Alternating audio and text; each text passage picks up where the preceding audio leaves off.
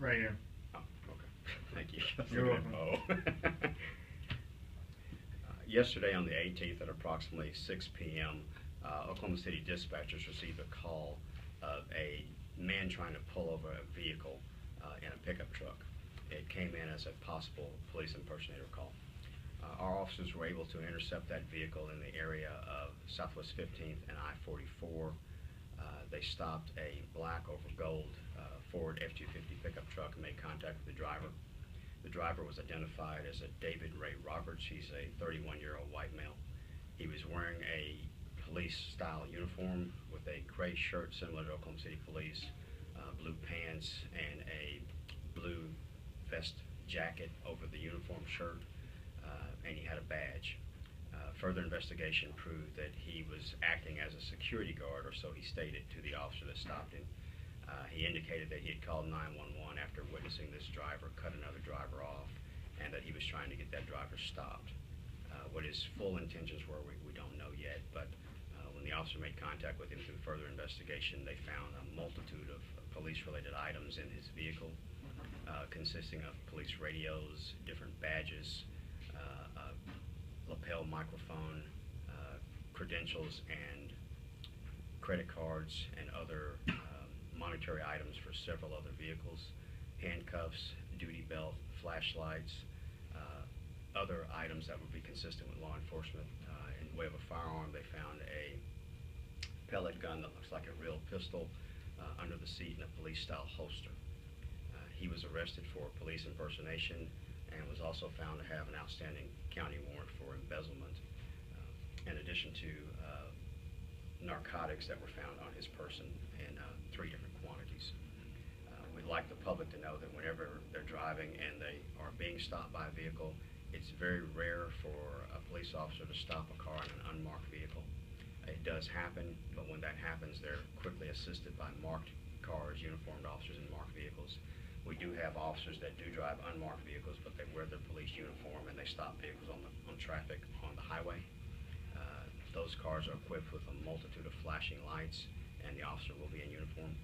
But if at any time a person is stopped, or they think they're being stopped by someone that they doubt is the police, or they question the authenticity of the officer's identity, we ask them to call 911 to continue to drive at a low speed, below the speed limit, and call 911, and the dispatcher will verify for you whether or not that is a police car that's trying to stop you. If you continue to go to a place that's lighted, well lit, with other people, it's well populated, so you'll have someone there to at least witness the stop. But anytime someone doesn't feel that they're being stopped by the police, by all means, we'd ask them to call 911 for assistance.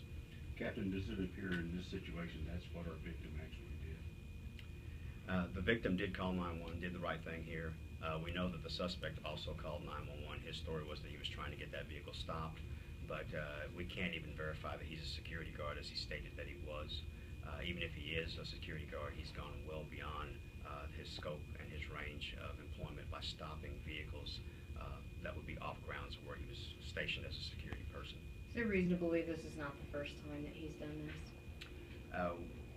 We don't know if this is the first time that he's done this or not, but we know that he's been handled by our department before. He has an arrest history with our department. He's known by some of our white-collar investigators and some of our burglary investigators.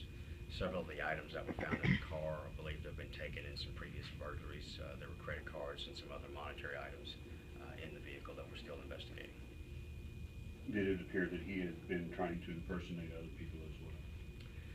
During the course of the investigation, they did find a stethoscope and some other credentials listing this individual as a doctor. So our white-collar crimes unit will be investigating that to see if he's also impersonated himself or portrayed himself as a doctor.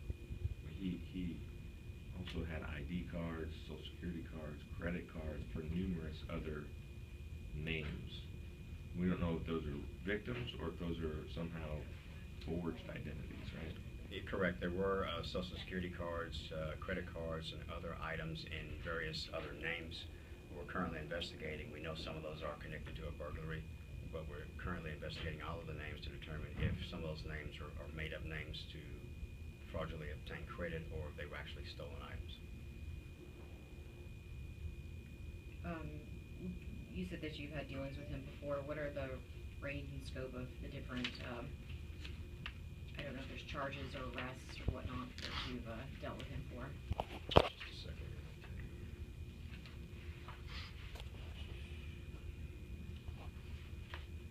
A lot of the incidents with Mr. Roberts are still under investigation.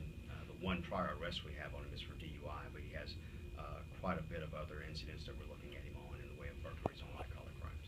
Okay. And I know I asked it, but just one clarification. Do you think this possibly could have happened to other people? It's possible that this could have happened to others. If anyone believes that they were stopped by this vehicle or by this individual, we'd ask them to contact police at the 911 number, or you can call the Crime Stoppers number at 235-7300. We'll show you a picture of the vehicle. It's a 2014 black over gold Ford F-250 pickup truck, King Ranch Edition.